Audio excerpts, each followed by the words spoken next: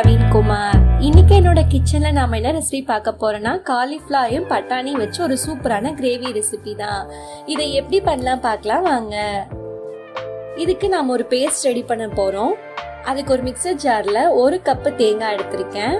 ஒரு பெரிய சைஸ் தேங்காய்ல அரை மூடி தேங்காய் ஃபுல்லா எடுத்திருக்கேன். இது கூட 20 முந்திரி ஆட் பண்ணிக்கலாம்.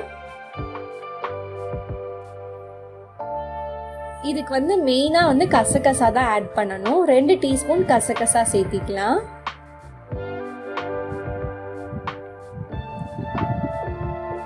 இது கூட 1.5 டீஸ்பூன் சோம்பு சேர்த்திக்கலாம். இது நல்லா ஃபைன் பேஸ்டா அரைச்சிட்டு வந்துடலாம்.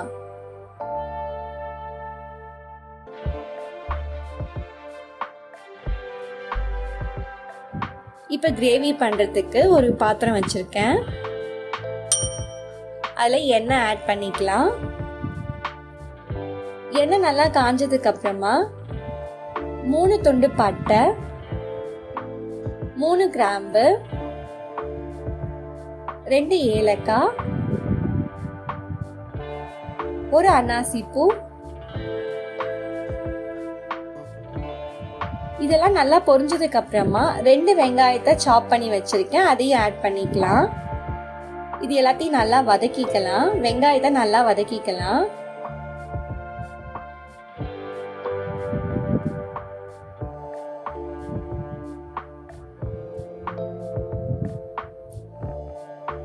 வெங்காயம் நல்லா வதங்கிடுச்சு. இப்ப இது கூட 5 பச்சை மிளகாய் ஆட் பண்ணிக்கலாம். நம்ம காரத்துக்கு மிளகாய் தூள் ஆட் பண்ண போறது இல்ல.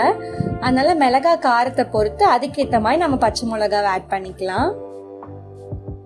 இது நல்லா வதங்கினதுக்கு அப்புறமா 1 டேபிள் ஸ்பூன் இஞ்சி பூண்டு விழுது சேர்த்திக்கலாம். இப்ப லோ ஃப்ளேம்ல வச்சு நல்லா வதக்கி விட்டுக்கலாம்.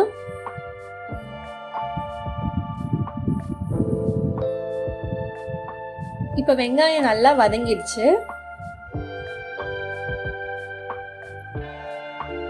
இந்த ஸ்டேஜ்ல நாம அரைச்சு வச்சிருக்க தேங்காய் முந்திரி விழுது ஆட் பண்ணிக்கலாம். உங்களுக்கு கிரேவி எந்த அளவுக்கு தண்ணியா வேணுமோ அந்த அளவுக்கு நம்ம தண்ணி ஆட் பண்ணிக்கலாம். காலிஃப்ளவரும் பட்டாணியும் போட்டதுமே கிரேவி கொஞ்சம் கெட்டி ஆகும். அதனால தண்ணி நம்ம பார்த்துட்டு ஆட் பண்ணிக்கலாம். இப்ப தண்ணி ஆட் பண்ணிட்டு நல்லா மிக்ஸ் பண்ணிக்கலாம்.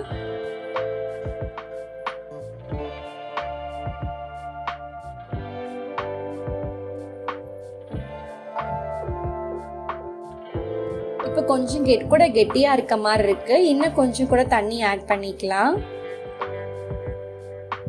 நல்லா கலந்து விட்டுக்கலாம்.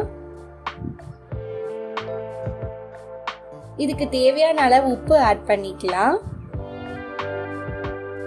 இப்ப பச்சை வாசனை போறதுக்காக 10 நிமிஷம் மூடி போட்டு நல்லா கொதிக்க விடலாம். நல்லாவே கொதிச்சிருச்சு. தேங்காவோட பச்சை வாசனை போயிடுச்சு. ஃப்ரெஷ் பட்டாணி 1 கப் எடுத்து வச்சிருக்கேன். அதை ஆட் பண்ணிக்கலாம்.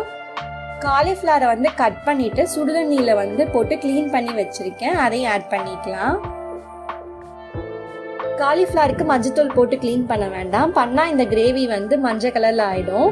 அதனால வெறும் சுடுதண்ணியில உப்பு மட்டும் போட்டு காலிஃப்ளவரை கிளீன் பண்ணி வச்சிருக்கேன். அதை சேர்த்தியாச்சு. இப்ப நல்லா கலந்து விட்டுக்கலாம். இப்ப பட்டாணி வேகிறதுக்காக க்ளோஸ் பண்ணி ஒரு 5 நிமிஷம் வேக விடலாம். நல்லா வெந்துருச்சு. காலிஃப்ளவர் பட்டாணி கிரேவி தயாராயிடுச்சு. இட்லி, தோசை, சப்பாத்தி, பூரிக்கெல்லாம் ஒரு சூப்பரான சைட் டிஷ். எப்பவுமே ஒரே மாதிரி கிரேவி செய்யாம இந்த மாதிரி ஒரு டைம் ட்ரை பண்ணி பாருங்க. டேஸ்ட் சூப்பரா இருக்கும். இப்ப கொத்தமல்லி தழை தூவி இறக்கிக்கலாம். இந்த மாதிரி சிம்பிளான குயிக்கான ரெசிபிஸ் உங்களுக்கு பார்க்கணும்னா என்னோட சௌமியா இந்த கிச்சன் சேனலை சப்ஸ்கிரைப் பண்ணுங்க. தேங்க்யூ ஃபார் வாட்சிங் மை வீடியோ.